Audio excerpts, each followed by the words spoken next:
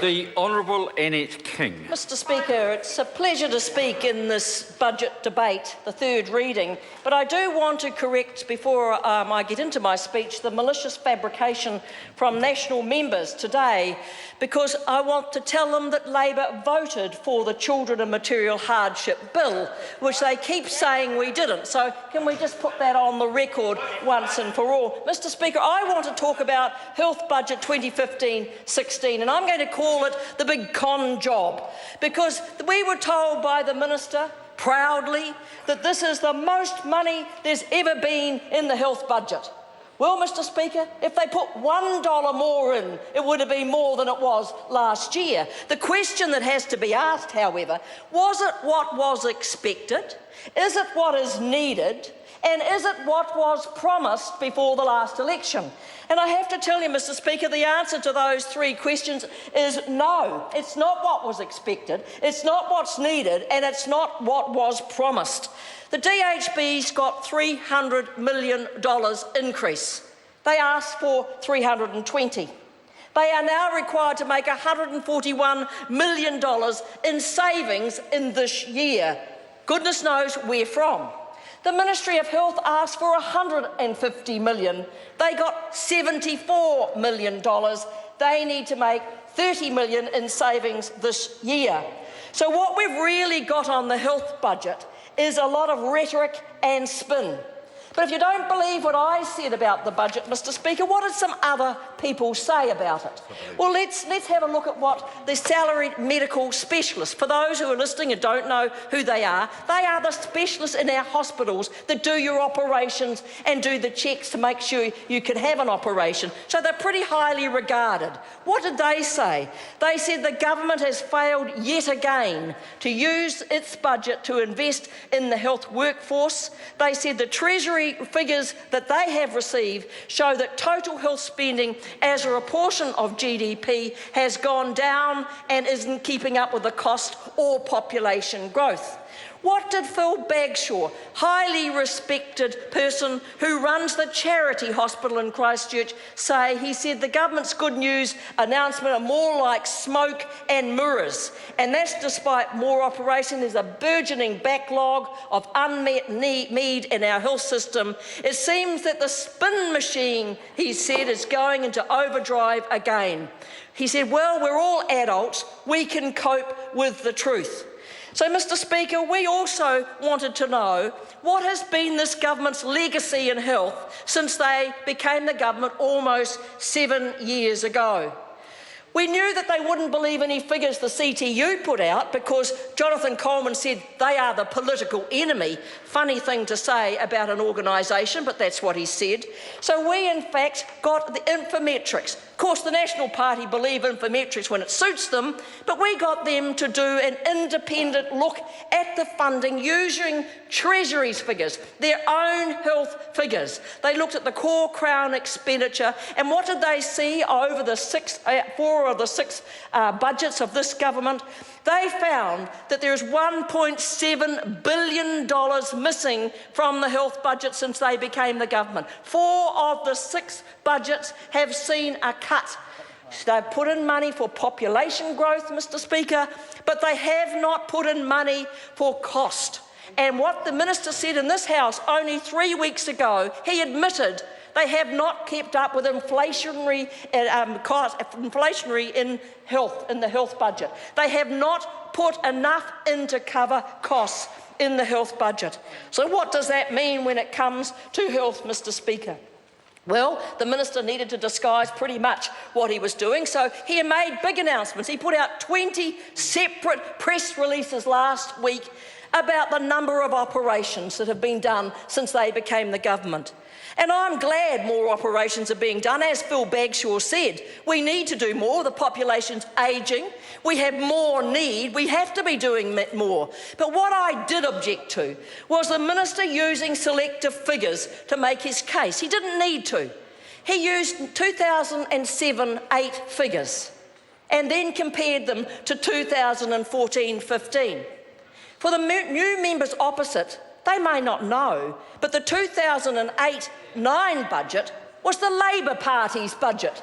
It was the Labor Party's budget of 2008-9, brought in by Michael Cullen.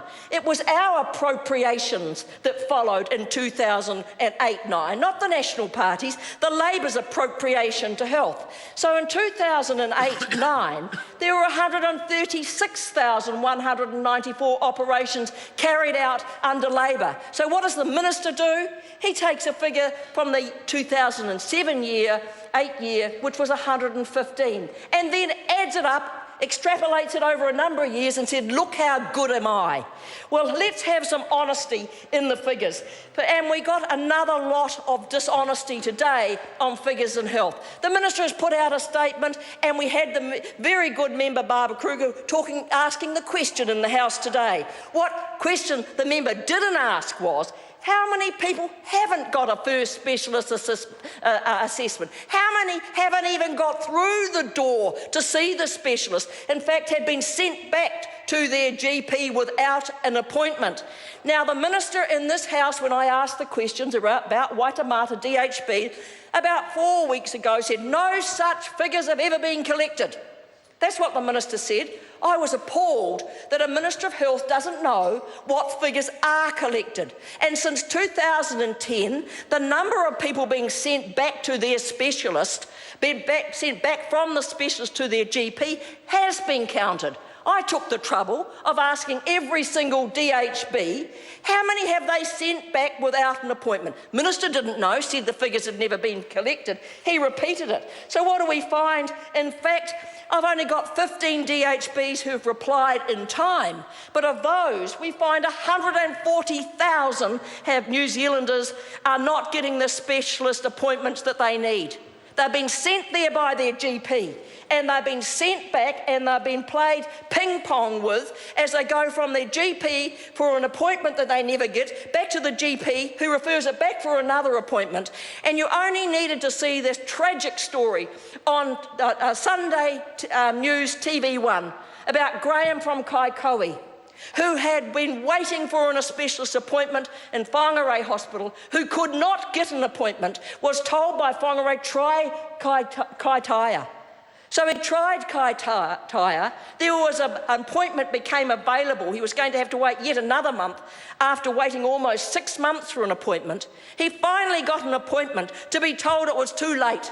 He had terminal cancer. So it's all very well to crow about the number of people getting first specialist assessments when there are so many who aren't. And what do they get from the DHBs who are struggling to provide what the government wants within 4 months? They get a letter like this, thousands of them sent out every week. And the letter says, you recently were assessed for a surgery. The specialist recommends that you have surgery. However, your current condition falls below the level at which we're able to give you surgery. Not that you need it, we aren't able to give it to you. You could benefit from it at a later date if we have the capacity. The capacity goes back, Mr. Speaker, to the financial threshold that they're operating under.